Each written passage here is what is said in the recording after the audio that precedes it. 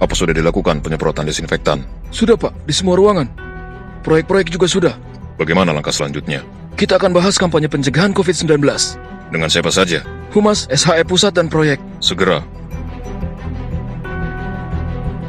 Virus ini cepat sekali menyebarnya. Bagaimana menghentikannya? Mulai dari diri sendiri. Din, langkah pertama apa? Kita harus tahu dulu bagaimana penyebaran COVID-19. COVID-19 dapat menyebar dalam bentuk droplet dari seseorang yang terinfeksi, sehingga penyebarannya dapat terjadi antar manusia Dan benda yang terkontaminasi droplet tersebut. Emangnya apa ciri orang yang terinfeksi? demam, batuk, pilek, sesak nafas. Kayak flu biasa. Ada juga yang kelihatannya sehat. Pas dicek positif corona. Siapa? Warga sekitar proyek. Kapan? Katanya kemarin hari Rabu. Sebagian memang kelihatan sehat tanpa gejala apapun. Kemarin saya udah bilang meeting online aja. Terserah lu lah.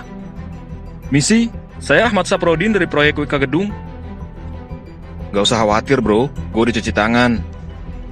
Oke, untuk mempersingkat waktu, kita lihat video cara pencegahan virus COVID-19. Nyalain proyektornya, putar videonya. Semua lihat ke screen.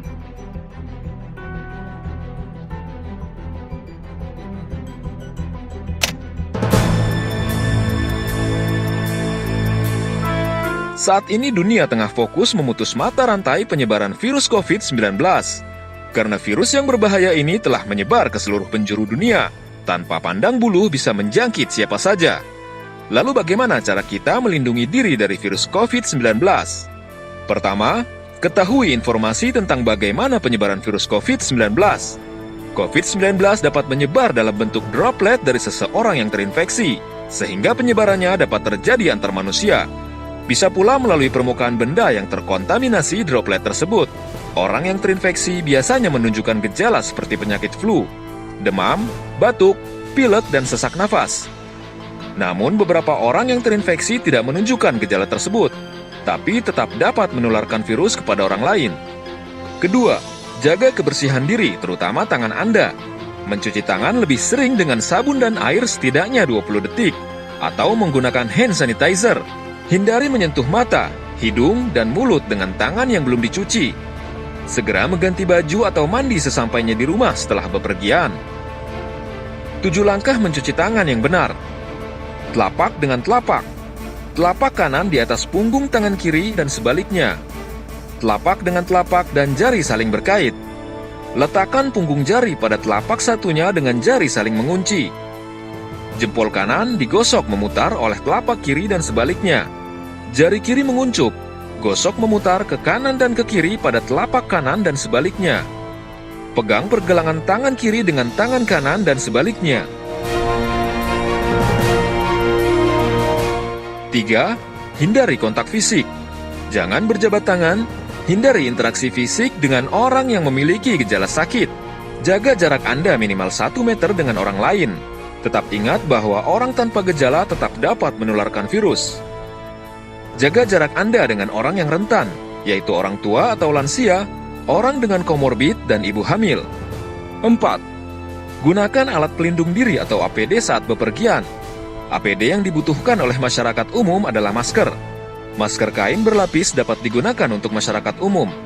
Masyarakat yang mengalami gejala demam disertai batuk, nyeri tenggorokan, hidung berair, bersin-bersin, wajib menggunakan masker bedah 3-ply. 5. Praktikan etika batuk dan bersin. Jika terpaksa harus bepergian, saat batuk dan bersin gunakan tisu, lalu buang tisu ke tempat sampah dan segera mencuci tangan. Jika tidak ada tisu, saat batuk dan bersin tutupi dengan lengan atas dan ketiak. 6. Perhatikan kebersihan lingkungan dan lakukan desinfeksi. Bersihkan dan desinfeksi setiap hari permukaan benda-benda yang sering disentuh di rumah dan di tempat kerja, seperti meja, gagang pintu, saklar lampu, telepon, toilet, wastafel, dan railing tangga. Jika permukaan kotor, bersihkan terlebih dahulu dengan deterjen atau sabun dan air, baru kemudian didesinfeksi. 7. Jaga imunitas tubuh. Konsumsi gizi seimbang, istirahat cukup, konsumsi suplemen vitamin, aktivitas fisik atau senam ringan, dan tidak merokok. 8. Kendalikan komorbid. Komorbiditas adalah penyakit penyerta yang menggambarkan kondisi bahwa ada penyakit lain yang dialami selain penyakit utama.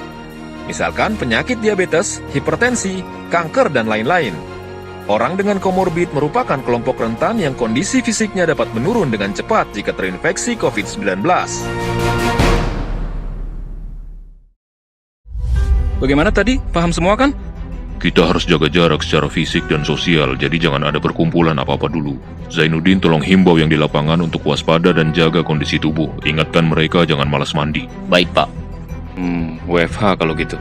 Untuk HO begitu, tapi walaupun WFH kita harus tetap produktif ya. Ya, Pak, tentu. Yang penting kita harus selalu berikhtiar dan berdoa agar Tuhan Yang Maha Esa selalu memberikan kita perlindungan dan mengakhiri wabah ini dari bumi. Tuh, denger. Bener banget, bro. Biar gue di lapangan, lu kerja di rumah, kita sama-sama ikhtiar. Jangan lupa harus droppingan buat kita, sip. Mendingan lu mandi dulu deh, daripada bikin gak nyaman semua orang. Setuju. Kamar mandi di mana? Sini yuk.